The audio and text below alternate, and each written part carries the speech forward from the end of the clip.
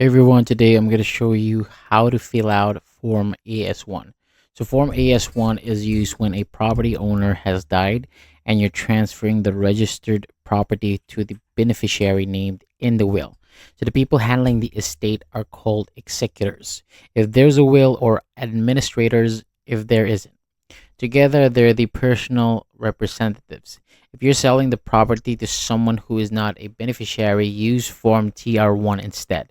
And before you apply, you usually need to send Form AP1, proof of identity for the personal representatives and transferees, and a copy of the probate or letters administration. If there's a mortgage, the lender may require a conveyancer.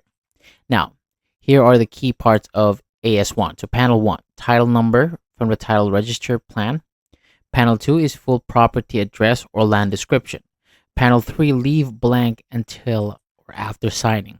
And panel 4, full name of deceased, no Mr. Mrs. If the name change, include evidence. And panel 5, names of all personal representatives. Panel 6, names of all transferees, new owners, beneficiaries. Panel 7, address for service for each transferee. Up to 3, at least 1 must be a postal address. Panel 8, don't change the wording. Panel 9, choose full or limited title guarantee. If it is unsure, get legal advice. Panel 10, if there's more than one transferee, choose joint tenants or tenants in common.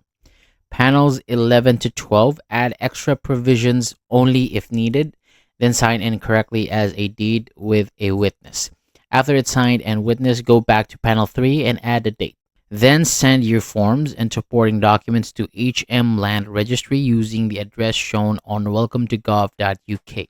So thank you so much for watching. For more videos like this, hit the subscribe button.